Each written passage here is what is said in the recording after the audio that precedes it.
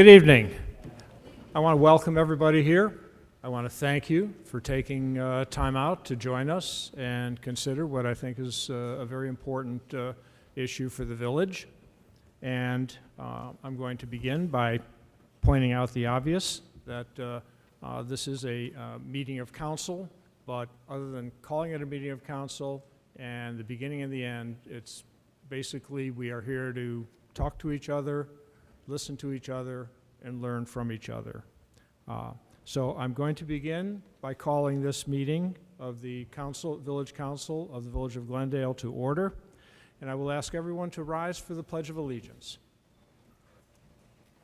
I pledge allegiance to the flag of the United States of America and to the republic for which it stands, one nation, under God, indivisible, with liberty and justice for all. I will then do as I always do and ask people to mute their electronic devices. I'm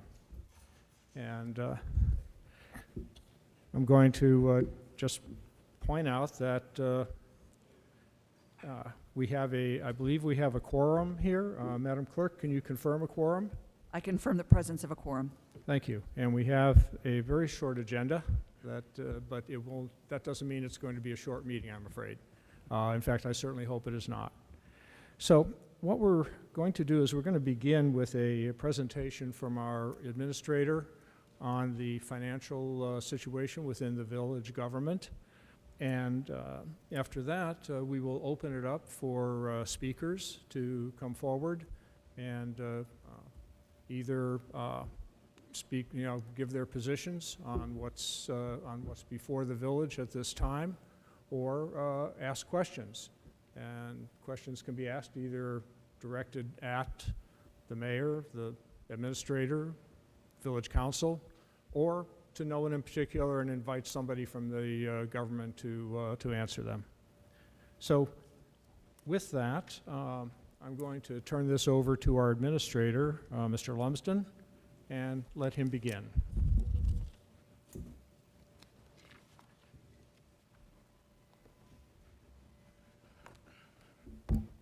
All right, they always say get closer to the microphone, but I blew out my own ears there. Thank you, Mayor, for the introduction, and thank you everyone for being here this evening. If you haven't, a copy of this presentation is over on the table there, as well as a copy of the agenda, a half sheet of some facts about the village's levies, and my business card as well. So if there are any questions following up after the presentation, I'm happy to answer those. For those of you that were here in June for the finance town hall that we had, first half of this presentation is going to be very similar to that. I'm going to run through right now what makes up the village's general fund, where our revenues come from, where the expenditures come from, and where we project our surpluses or deficits to be based on various tax situations. And then following after that, I'm going to discuss a little bit more about the levies themselves and go through some facts and figures and ultimately answer some questions that I've already received, and then hopefully some that will come from the audience tonight. I'm going to start by saying that it is not my position to advocate for one position over another on the levy issues. I'm here to present facts. I'm here to present data and numbers. So if you have any questions related to, what would the village do with the money or those kinds of things, I'm not the person, unfortunately, that will be able to answer those tonight. Those will be turned over to village council as they go through their public budgeting process a little bit later this year. So with that, I'm going to go ahead and get started, and I will try to get through the presentation, and then I'll take questions after the fact. So thank you. So the village's general fund is the main source of funding for the village's operations. It includes our police, our fire, public works, administrative, and other various smaller departments and operational costs. It includes personnel and supplies and materials for the operation of the village under those departments. And it does not have any cross between the enterprise fund that operates the water and sewer departments. That is funded purely by the water bills that are sent out quarterly. So to run through the revenue sources very quickly one more time, about 83% of the village's general fund revenue comes from our property tax levies. That makes up about $2.14 million. Other sources include things like traffic tickets written by our police department, various other miscellaneous revenues that we receive through agreements or grants or those sorts of miscellaneous one-time things that we do receive. So as you can see, a lion's share of our annual revenues come from property taxes. Moving to the next slide, and by the way, the packets are numbered in the bottom corner, so if I refer to a number specifically, then that'll help you navigate that. On page 2, we break down the expenditures by type under the general fund. You can see 67% of our general fund expenditures are related to personnel and benefits. That's salaries, that's wages, that's things like health insurance, dental insurance, vision insurance, paid time off, all of the different things that the employees of the Village of Glendale benefit from. The other portion of our budget is in the general fund. Our expenditures are supplies and materials. So if it's not personnel related, it's a supply or material. That's contracts for things like Duke Electric or Cincinnati Bell Telephone. That's things like office supplies, maintenance of equipment, maintenance of vehicles, property insurances, vehicle insurances, those sorts of things. So that makes up about 33% of the general fund budget. Heading to the next page, number 3. General fund expenditures by department. This is all, again, 2022 budget. You can see the police department at about $1.03 million makes up almost 40% of the general fund budget. Now that includes salaries and supplies and materials for that department to do its job. Public Works is a combination of a few smaller pieces of the general fund budget, but it incorporates everything from the Public Works employees of the village who cut the grass, maintain the streets, to things like the street lights and public buildings like painting town hall and those sorts of expenditures. That makes up almost 34% of the general fund budget. The fire department is next at about 11.8%. That is the salaries and wages, equipment, supplies, everything that our volunteer fire department needs to provide fire protection and basic life support services to the village. Likewise, that also includes the contract cost for Sharonville's advanced life support. It was $60,000 in 2022. The next is administration.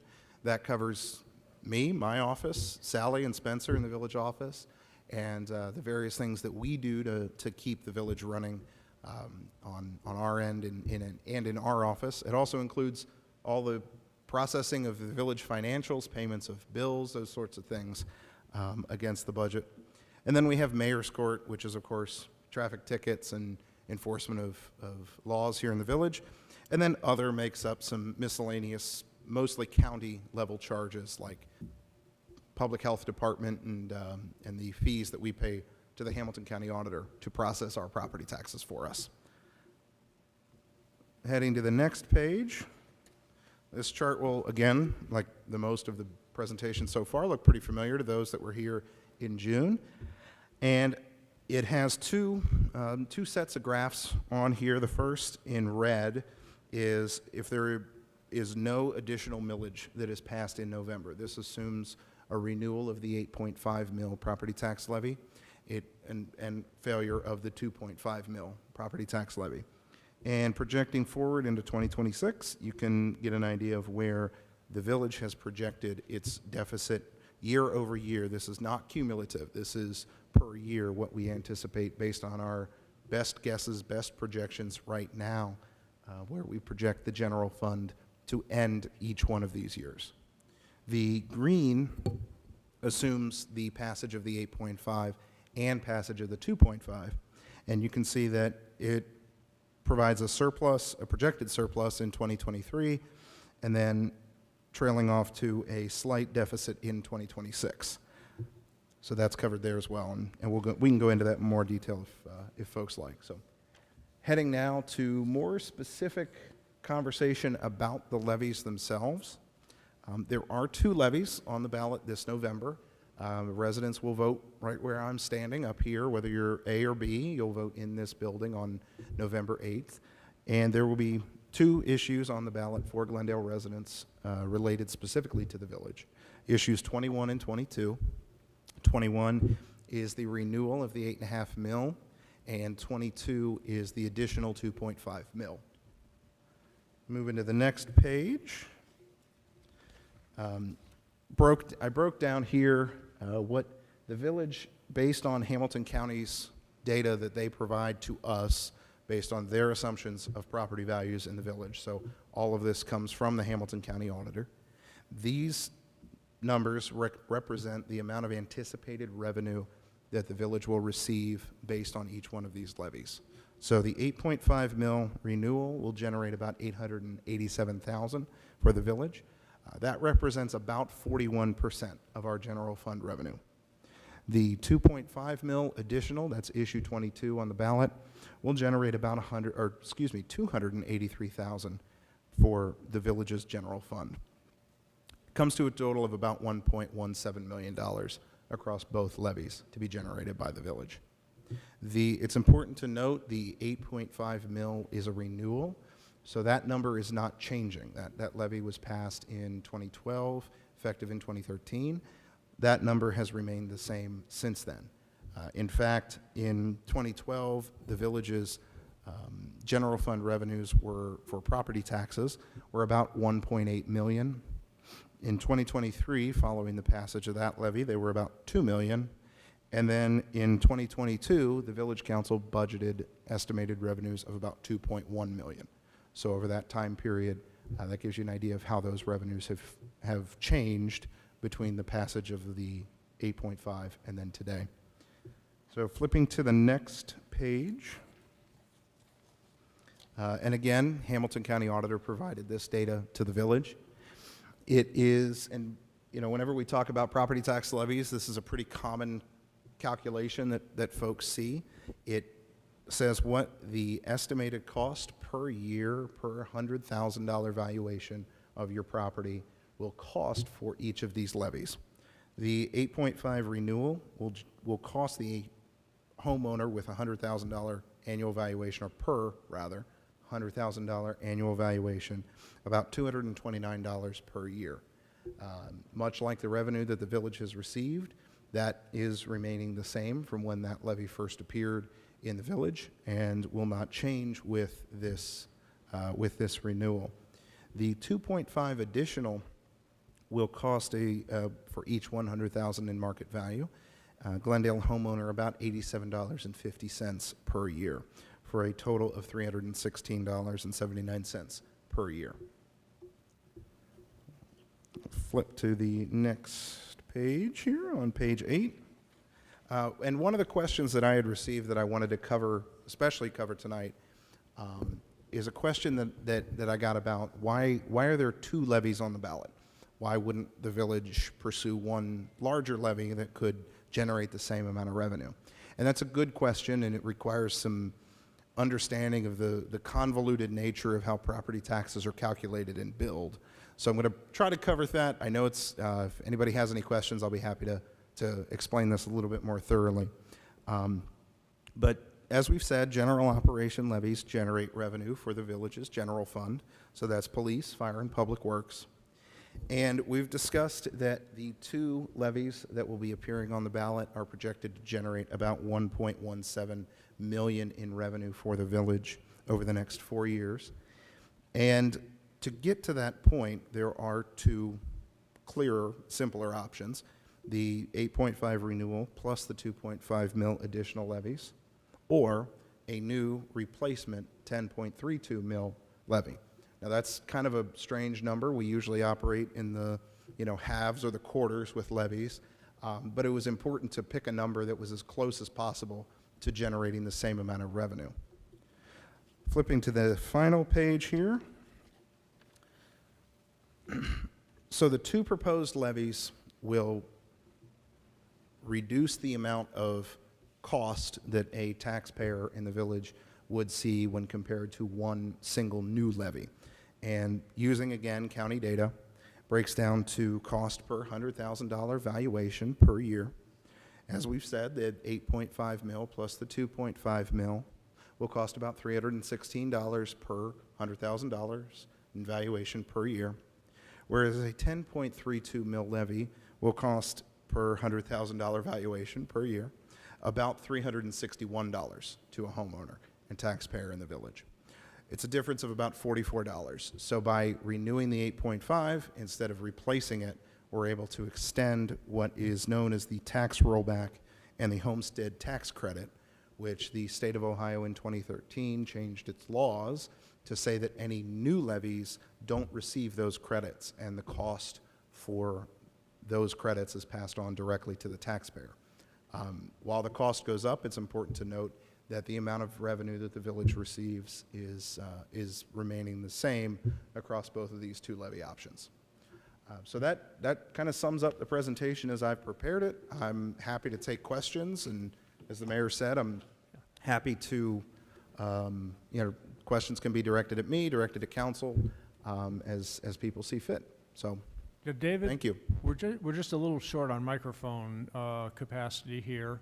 Let me just suggest, though, that people who want to ask questions can come up to the podium and ask the questions, and then you can answer them from here. Okay. And people who just want to speak can speak.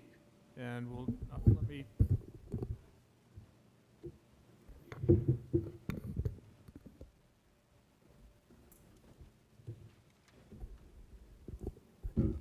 I'm not going to try to get too organized here, but I am going to try to have some order to the way people will be speaking. The important thing to me is that everybody who wants to speak gets a chance to speak, and everybody feels like they have had their say. So that is the overarching goal of what I'm about to say. So what I'd like to start with is just ask for a show of hands. How many people here intend to come forward and speak? 1, 2, 3, 4, 5, 6. Okay, I'm counting 6. That doesn't mean that if you didn't raise your hand, you'll never be able to speak. So, but I'm going to. It gives me an idea of how to set some sort of time limit on the process, so everybody does get a chance. I'm going to start it out with our usual, we usually in council have a 5-minute time limit. I think with this number of speakers, we can expand that a bit. I'm going to take it out to 7 minutes. And just ask that everybody go through once, and when everybody's had their chance to speak, then people who still have more to say can come forward, if there's time permitting, can come forward and say it. We're going to ask that people come to the podium to speak, that they identify themselves, indicate their address, and before they do that, either of those things, I would ask that they would go to the table, the round table over there. There's a sign-in sheet, and just print your name and address so we know who has spoken here. In fact, I would just invite anybody now who would willing to go first to go over to the table.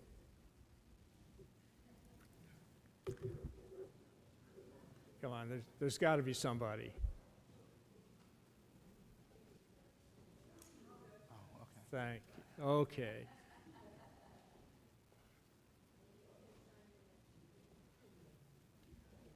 Okay. And then we'll have an we'll have an on-deck circle over there too, so whoever wants to go next can. This is just to keep this thing moving, okay?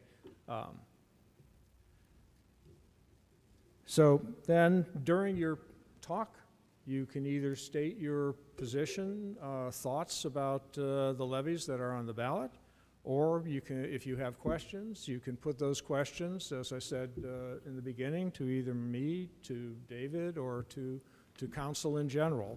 Or doesn't have to be directed to anybody. You can let one of us decide who's going to answer. I can tell you this, there's one question that we cannot answer, and it's probably the one that in some ways you would like most to have answered. Why should I vote for this levy? We, as elected officials under state law, are not allowed to advocate for or against the levy. So we cannot answer that question or anything like it. So with that, I would ask our first speaker to come forward, identify herself, and proceed. Good evening, I'm Pam Sinnott and I live at 11 Little Creek Lane in Glendale, of course.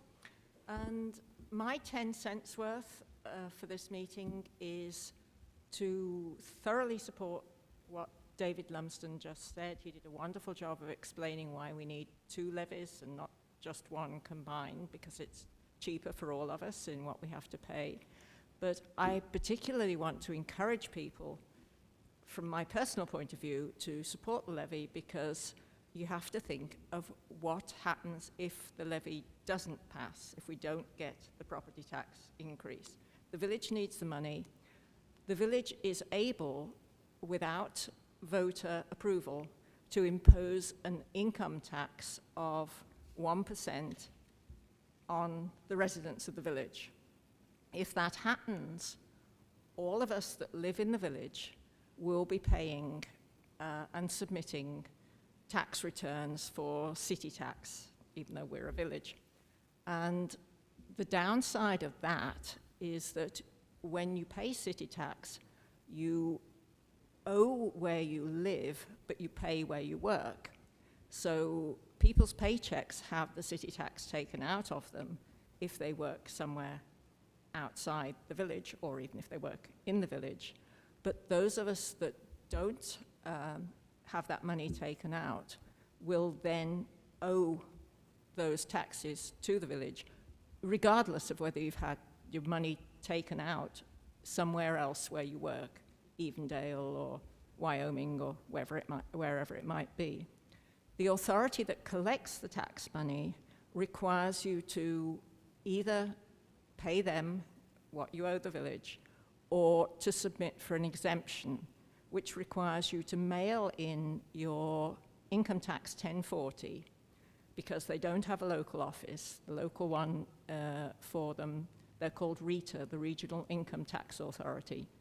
The local one is in Xenia, and they have a sort of drop box. You could drive up and give them your income tax, but I don't personally like the idea of putting my income tax forms in the mail with the risk of identity theft. And I don't want to fill out all the forms that you'd have to do to try and get an exemption. You would still be paying taxes on a lot of your other income.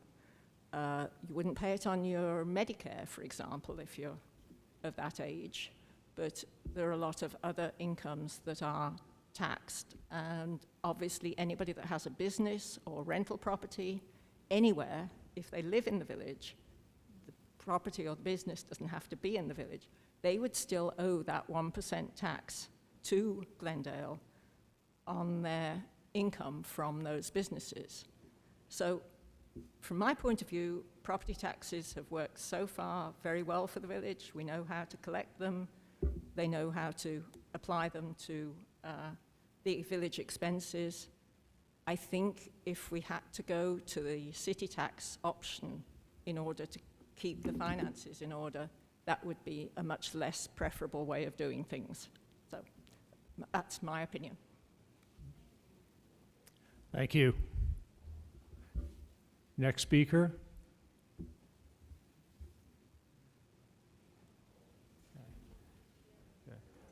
What happened to the sign-in sheet over there? Yes. Now just put it at that table so people can sign in before they speak. So that's why I would like to ask the next speaker after Mr. Warchek to just have a seat at that table and sign in.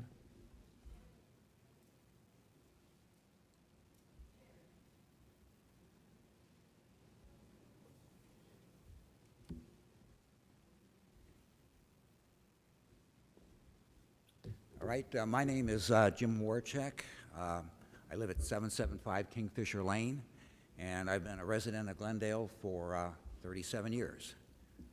I don't have a question necessarily, I just have some comments and maybe a little comments on things that have been brought up already.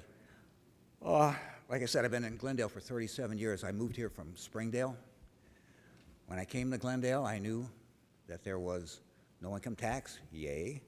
I knew that we didn't have a lot of industry. We didn't have any industry here, so basically the cost of supporting the village is going to come from property tax, and my taxes were going to be higher than they were when I was in Springdale.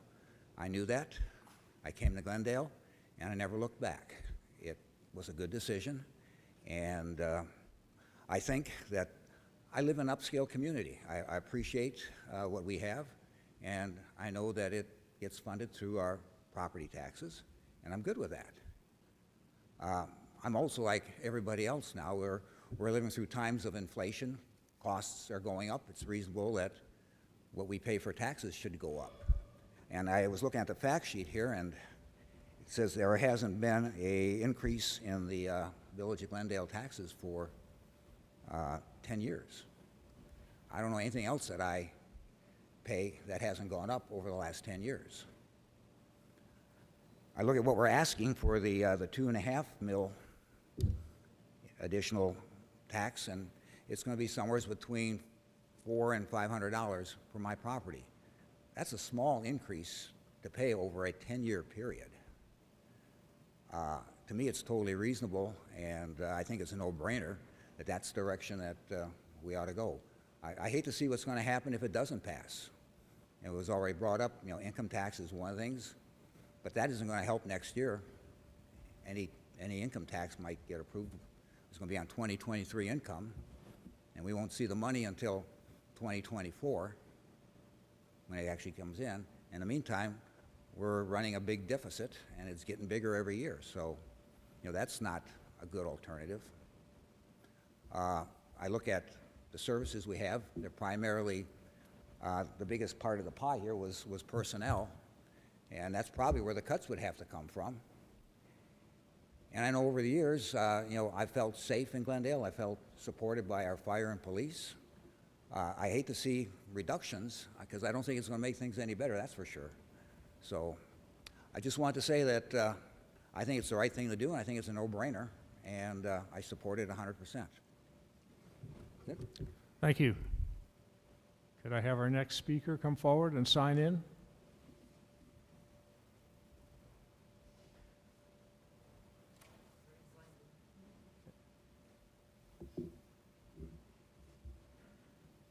I'm Sharon Borntrager. I live at 61 West Sharon. And basically, everything that I was going to ask has been covered. I've lived in the village 51 years. So I've lived here long enough to see the many changes that have come about.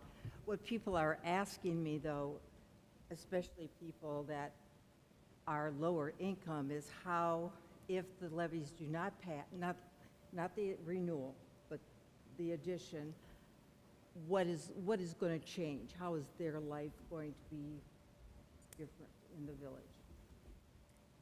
I don't know if you can answer that.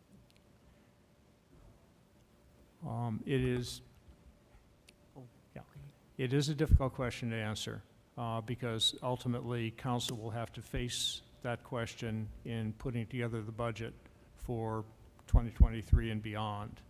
But I think, as Mr. Warchik said, 2/3 of our budget comes from personnel, and so it seems very unlikely that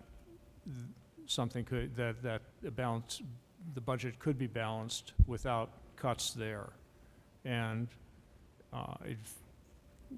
that would have consequences for the village. I think they're pretty obvious, and again, I don't know where the cuts would come from, so I can't tell you exactly how, but I think we can all imagine what would happen if we lost people. So if we do pass it, does that mean the personnel get a raise in their paychecks and that?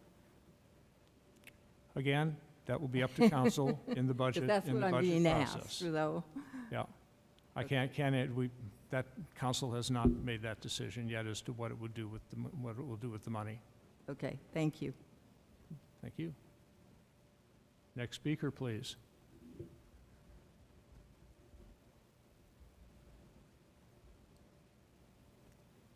Hi, my name is Maureen Bay Smith. I live at 10 Lake. I've been here 52 years. And one of my questions after studying this chart and doing some history from June on is that, and looking at this chart, in 2026, it looks like we're in dire straits again. We've never been in great shape. So in 2026, we're in dire straits. What's going to happen then? So I'll attempt to answer that as best as I can. The 2026 number there is based on best guess projections as the Finance Committee and Council have available to them right now. Of course, I don't think anyone could have predicted inflation being what it is right now. So it's hard to say going forward if those numbers are going to pan out, I guess is the point I'm trying to make. That would be a decision that would need to be made in 2025, 2026, when the village has a firmer idea of what its anticipated revenues and anticipated costs would be. So I can't really answer that right now because I don't know, where the village is going to be in 2025 or 2026 financially. But for the purposes of the projections tonight, those numbers are based on council's best projections, best guesses as far as where costs will go. Okay, thank you. You've done a great job, David. This is really wonderful. But I'm just concerned that also we may have to cut personnel. We can't afford to lose any personnel. I don't know what we're going to do about that. Are you asking me a question? I'm looking at you, Don. I know. Like I said, I cannot answer the question of how we would balance the budget if the levy were to fail. But as I said, personnel cuts would be likely. But there's always a what if. And people don't like to have an additional levy. They like to, people will renew. Okay, I think everybody's answered my questions, but I personally feel that we should just carte blanche, implement a 1% income tax and get over with it. Okay. Thank you. Next speaker, please.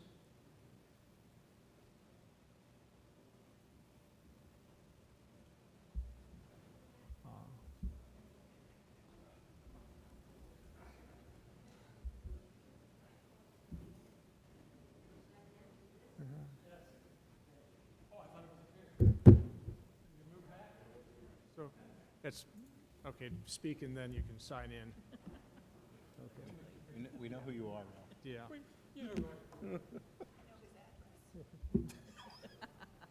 Yeah, my name is Ralph Hoop. I live on Ivy Avenue.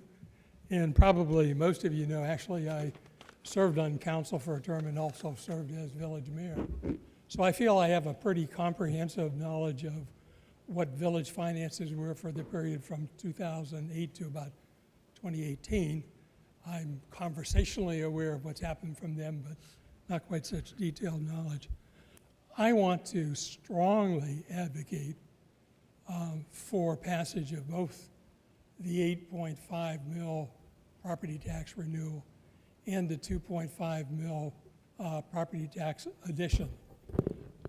So why do I say that? I say it for two reasons.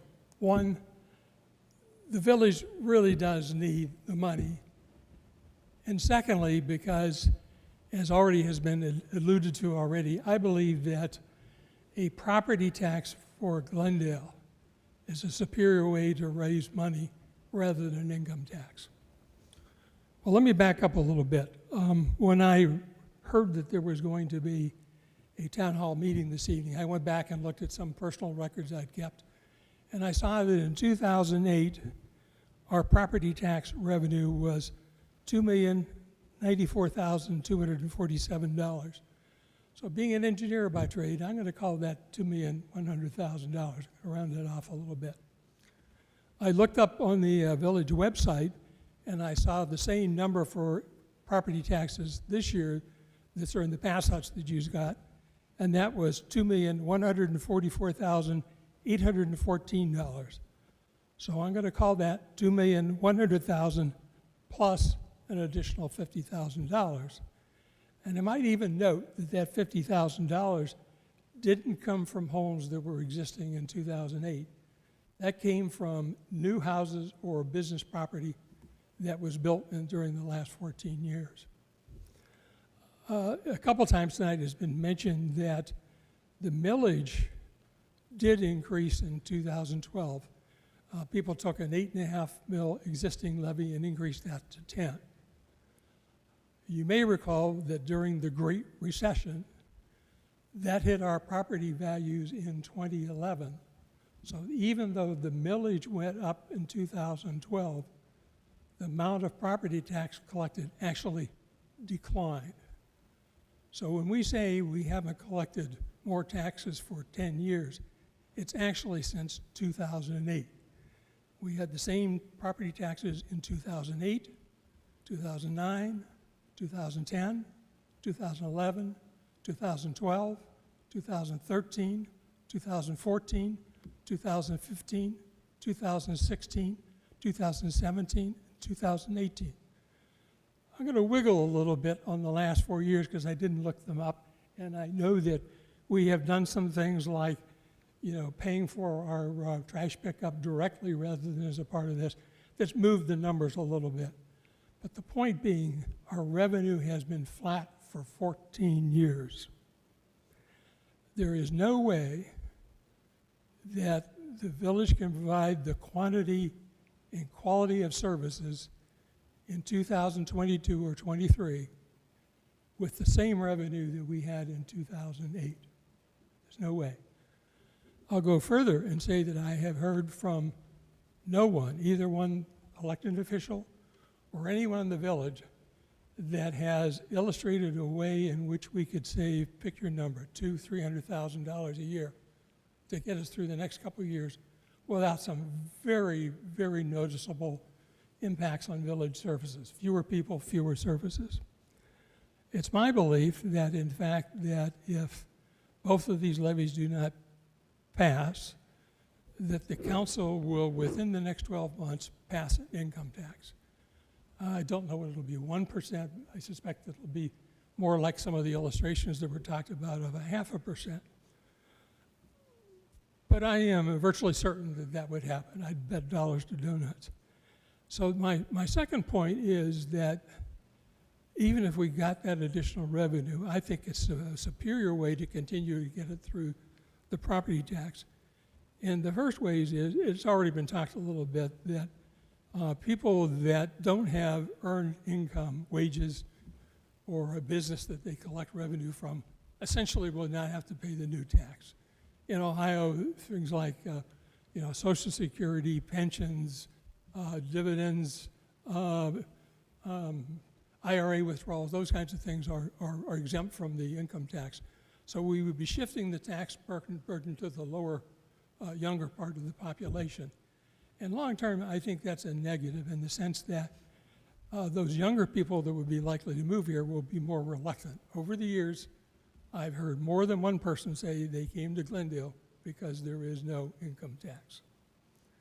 The second thing I'd say is that, and it's already has been alluded also, not alluded, stated, that it's going to be a hassle. It's going to be a new tax.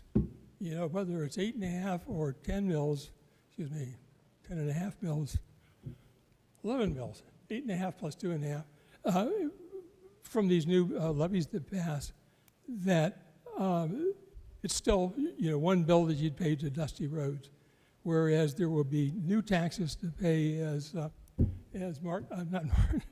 Pam has already mentioned. So it's more of a hassle. And the last thing I'd say, and this is sort of human nature, I think that if council gets in the position where they just vote for more revenue rather than go to the revenue and go to the public and say, this is why we need the revenue, that will lead to less oversight of our expenditures, less penetration, less digging in to say that, do we really have to spend that money? So let me come back then and simply say I think that we need the money, and I think the best way to collect it is via a property tax. Now, I go to Kroger or the gas station like everybody else, and I know what your household budgets, like here I'm saying spend more money for the village.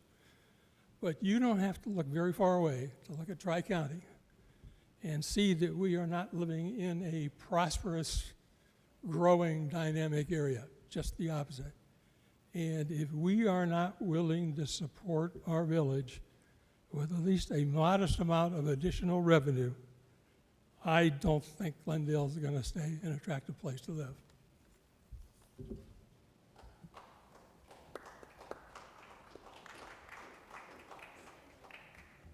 Thank you. Next speaker. Okay. I had this great idea. It was so organized. They would sign in first, but okay. This is Glendale. We do things we roll our own way.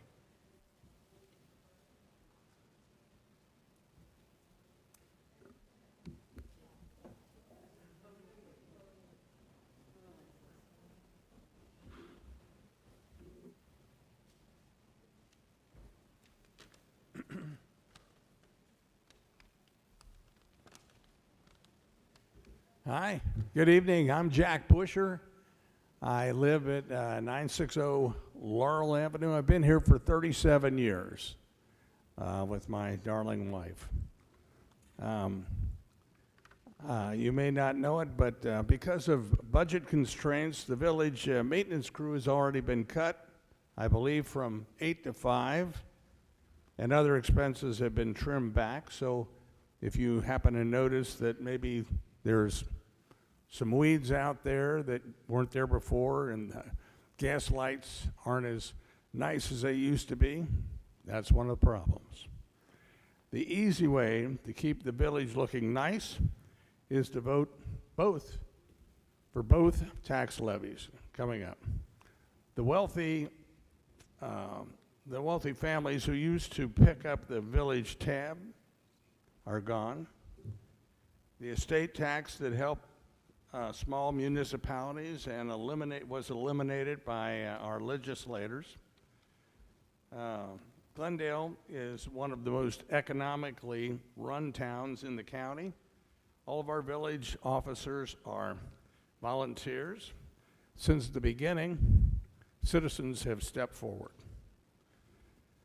The village needs both levies to pass to continue maintaining Glendale as we know it. We wouldn't ask if the village didn't need it.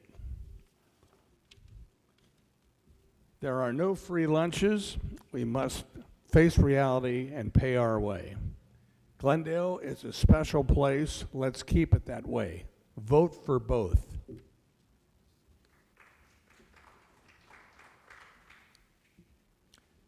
Next speaker, please.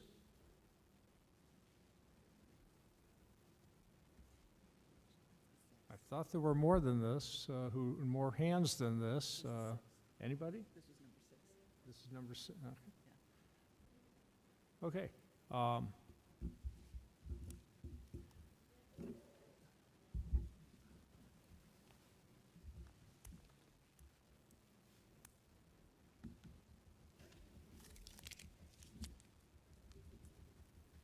If we are truly done, and if no one else wants to speak, I'm sorry. Sure. Come forward. Well, we just need you at the mic here so everybody can hear it. What? Okay. It's for ICRC. Okay. If you'd like to ask a question from the... Sure.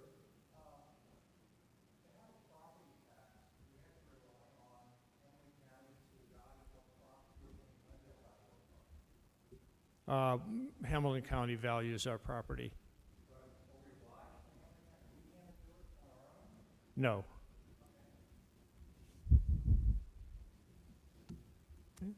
Any other questions? Yes.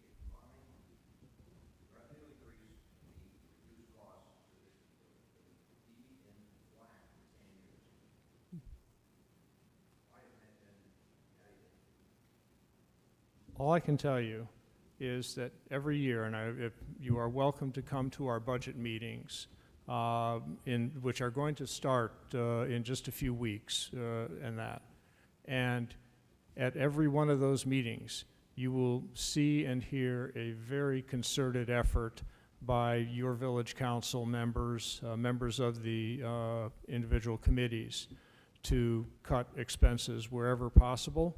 And in fact, that is how we have managed to survive all these years on basically a flat income. We've just run out of tricks at this point. Mr. Bogran. Mr. Bogran, could you speak? Yeah. So one of the opportunities for residents, as yourself, is I would encourage you to come to these meetings and to also share your suggestions on what services would you like cut. Because that's the other side of the thing, is one way to balance the budget is more money or cut services. So when residents said, you know, we'd rather not do this anymore, then if you provide those suggestions to council, council will consider those. Because at the end of the day, you know, council's here to serve the residents. So hearing from the residents on services that they want to eliminate or reduce, I think is very helpful also.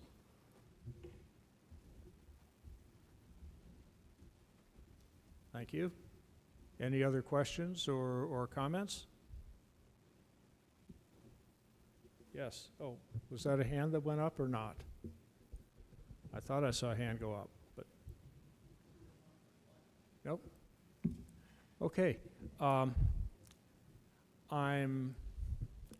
very grateful that so many of you chose to give up your evening to hear a financial subject being discussed, and all I can say is thank you for coming. I'm going to just suggest that whether you are for or against the levies, first of all, please vote on November 8th or take advantage of the other means of early voting. And I would urge, too, that obviously you're a small group here and a small sample of the residents of the village. I would urge that you talk to your friends and tell them how you feel, whether you're for or against the levies. I would say that you should, I would urge that you go and talk to friends and neighbors, say you were here, tell them what you heard, tell them what you learned, tell them what you feel, and so that the village itself as a whole can cast informed votes on this very important subject. With that, I'm going to entertain a motion to adjourn from council. I think I got a so moved. I'm going to call you a second, Marilyn. Is that okay? Okay. All those in favor? Aye. Opposed? Motion carried. We are adjourned.